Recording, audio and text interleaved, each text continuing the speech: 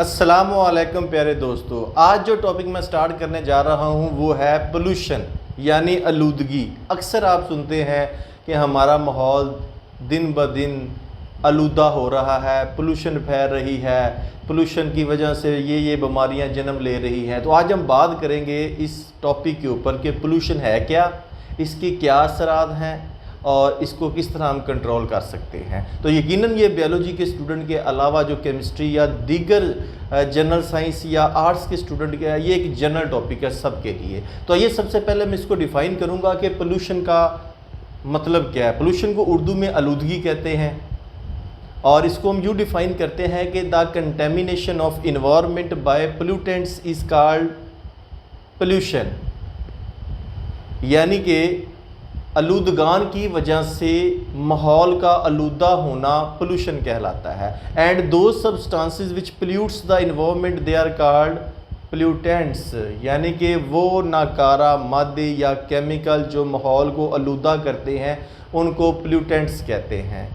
तो इसका मतलब ये हुआ कि हर वो माहौल के अंदर शय या चीज़ या केमिकल या सब्सटेंस जो माहौल को आलूदा कर दे उसको पोल्यूटेंट्स कहते हैं। और इन पोल्यूटेंट्स की वजह से माहौल का आलूदा होना पोल्यूशन कहलाता है। तो पोल्यूशन की बेसिकली 3 टाइप्स है जो कि जिनको हम यहाँ पे डिस्कस करने जा रहे हैं।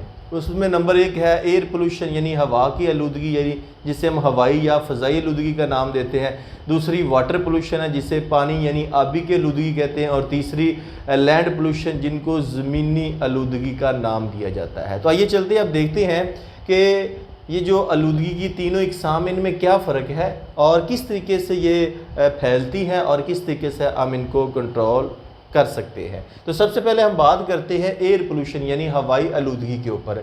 तो इसको हम यूँ डिफ़ाइन करेंगे कि change in the composition of air by the addition of harmful substances is called air pollution, यानी कि हवा की जो कंपोजिशन है यानी तरकीब है उसके अंदर जो तब्दीली आती है नुकसानदेह मादों की वजह से, नुकसानदेह केमिकल की वजह से, नुकसानदेह अशिया की वजह से, उसको हम बोलते हैं एयर पोल्यूशन। अब हवा में हर वो शय जो हवा को आलूदा करती है वो एयर पोल्यूटेंट कहलाएगी। अब हम बात करते हैं कि जो इंडस्ट्रियल या ऑटोमोबाइल गैसेस होते हैं ये सबसे ज़्यादा रोल प्ले करती है हवाई आलूदगी के अंदर। इसके अलावा जो इंसानी सरगर्मियाँ हैं, इंसान जो एक्टिविटीज़ करता है, मुख्तलिफ़ किस्म के ऐसी एक्टिविटीज़ करता है जिनमें गैसेस का इखराज होता है, वो भी इसके अंदर ही आती हैं। तो सबसे पहले हम बात करते हैं कि इसके जो ज़राए है किन तरीक़ों से ये हवाई आलूदगी जो है वो फैलती है। नंबर 1 उसमें बात करते हैं कि फर्टिलाइज़र इंडस्ट्रीज़ ये क्या करती हैं कि ऑक्साइड्स खारिज करती हैं।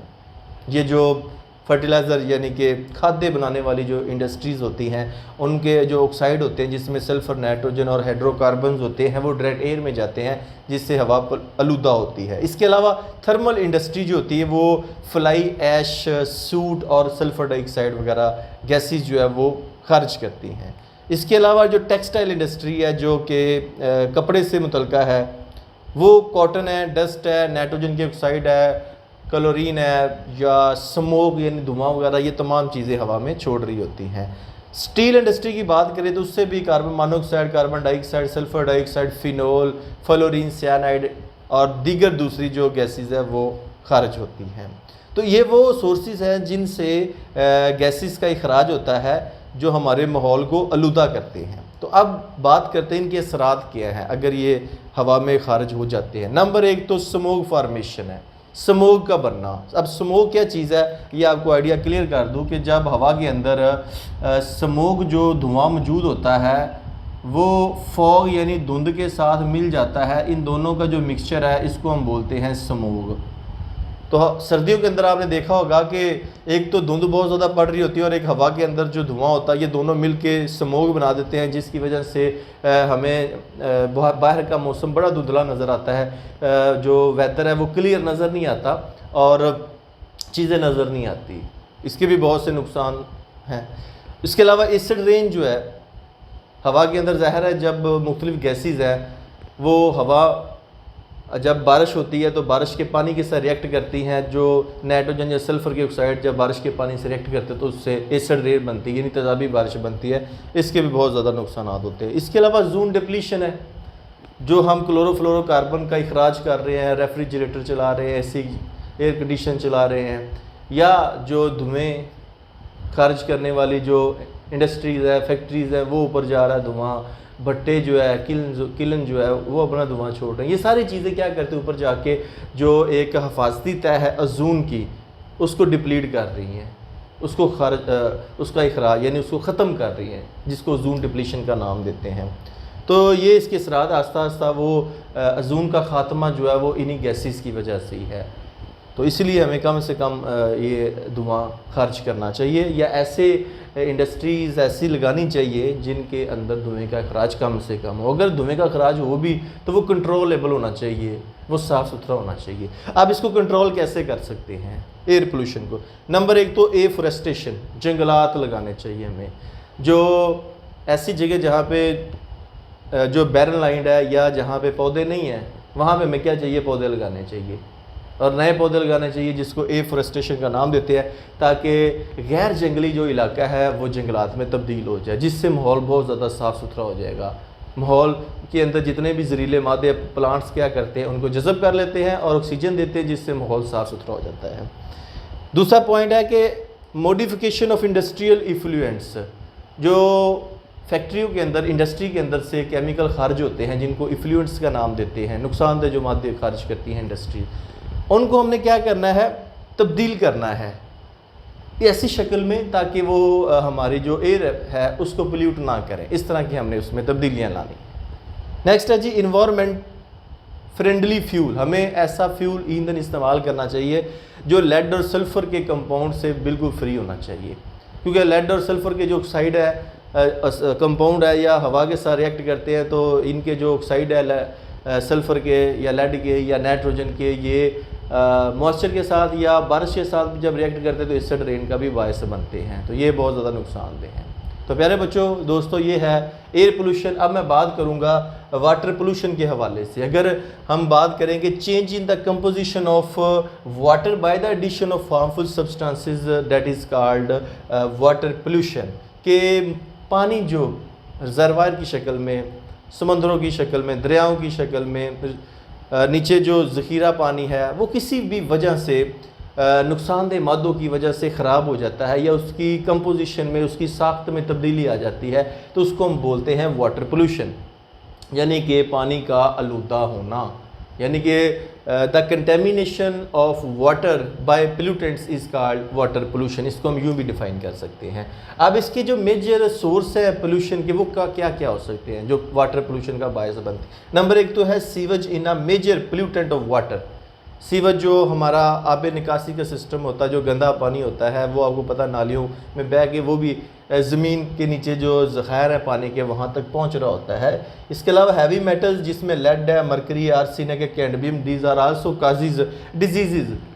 अब ये हैवी मेटल की अगर एक ख़ास मकदार से बढ़ जाए इनकी क्वांटिटी वाटर के अंदर, तो वो पानी पॉइज़न, जहरीला हो जाता है और वो पीने के काबिल नहीं रहता। और वही पानी जब सीपेज के ज़रिए ज़मीन के नीचे चला जाता है पानी के मेन रिजर्वायर के अंदर, जिसको हम निकाल के इस्तेमाल कर रहे होते हैं, वो जो लेड है या मरकरी के जो केमिकल्स उसमें मिक्स हो चुके होते हैं, वो हमारी बॉडी में जाते हैं, जिससे हमें पॉइजनिंग, फूड पॉइजनिंग है या बॉडी के अंदर किसी किस्म का जहरीला जो पन पैदा होता है वो उस पानी की वजह से होता है। तो हमें क्या करना चाहिए कि हैवी मेटल से जो फ्री पानी है ना, वो इस्तेमाल करना चाहिए, फ़िल्टर शुदा और जरासीम से पाक। इसके अलावा इसके इफ़ेक्ट देखें तो यूट्रोफिकेशन है, यानी कि पानी के अंदर अगर इनऑर्गेनिक मैटर बढ़ जाता है तो वो पानी जो है वो जानदारों के लिए मुनासिब नहीं रहता इस्तेमाल के हवाले से, जिससे एलजी की ग्रोथ, यानी कि नाइट्रेट और सल्फेट के कंपाउंड जब पानी में बढ़ जाते हैं तो एलजी बहुत ज़्यादा आ जाती है, वो पानी के अंदर स्मेल भी पैदा करती है और जो दूसरे जानदार है उनकी डेथ का बायस भी बनती है। तो लिहाजा यूट्रोफिकेशन यानी एक ऐसा इफ़ेक्ट है जिसके अंदर इनऑर्गेनिक मादे जो होते हैं वो पानी में बढ़ जाते हैं, जो कि आबी हयात के लिए ख़तरे का बायस बनते हैं।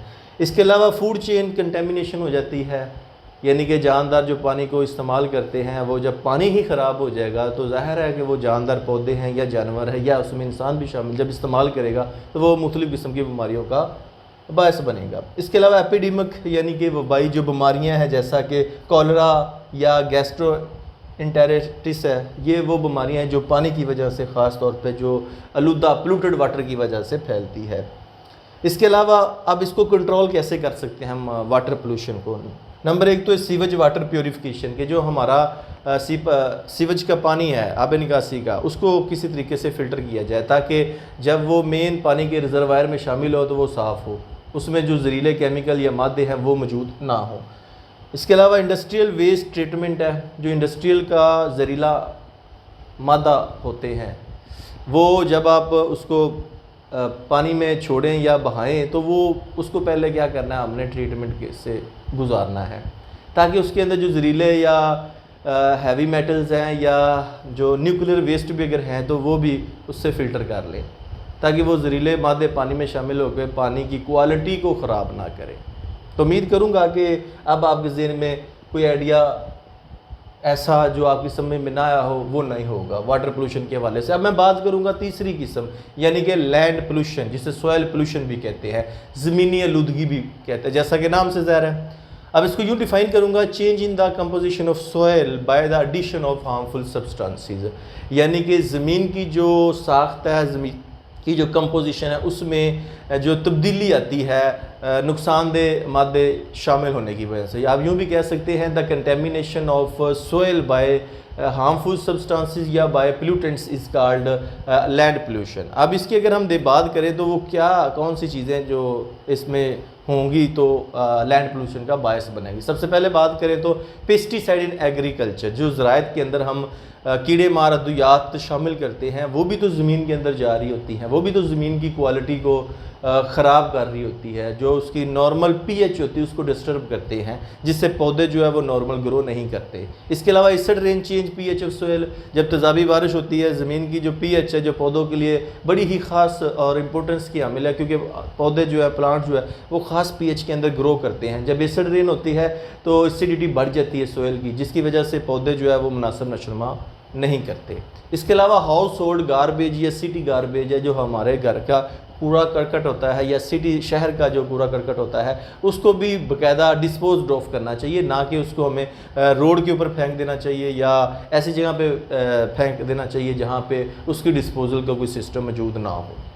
इसके अलावा polythene material block passage of water into soil, हमें कम से कम यूज़ करना चाहिए। जो पॉलीथीन मटेरियल है, जिस तरह आप प्लास्टिक या मोमी शॉपर जो इस्तेमाल करते हैं, प्लास्टिक के बैग इस्तेमाल करते हैं, वो क्या करते हैं कि पानी का ज़मीन के अंदर जाने वाला जो रास्ता होता है उसको ब्लॉक कर देते हैं।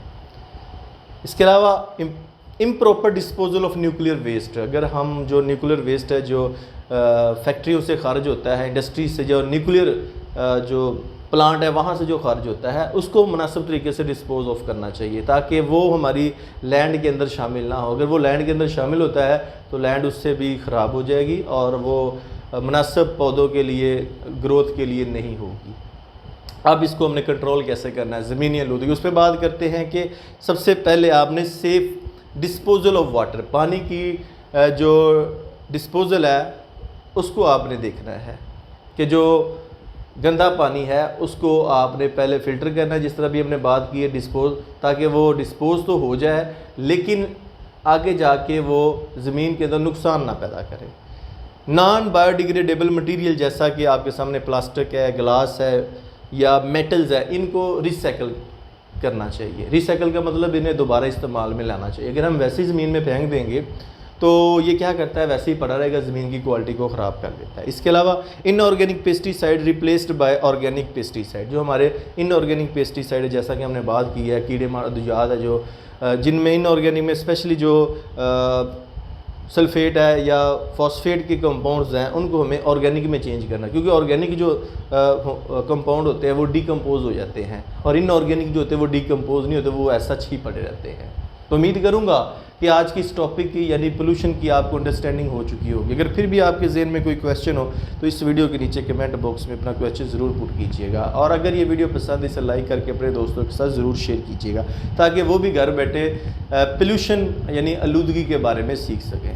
और अगर आप चाहते हैं कि डेली बेस पे में इस तरह की वीडियो रिसीव हो तो इस चैनल को सब्सक्राइब करके साथ बेल आइकन के बटन ज़रूर दबाइएगा ताकि नेक्स्ट टाइम जब भी मैं वीडियो अपलोड करूँ उसका नोटिफिकेशन आपको मिल जाए। और अगर आप सबका वीडियो हासिल करना चाहते हैं तो इस चैनल की प्लेलिस्ट में जाके अपनी मर्ज़ी का आप फोल्डर ओपन करें और वीडियो प्रैक्टिकल की या थ्योरी की देख सकते हैं। तो नेक्स्ट वीडियो तक आपसे इजाज़त चाहिए। अपना बहुत ज़्यादा ख्याल रखिएगा। अल्लाह हाफिज़।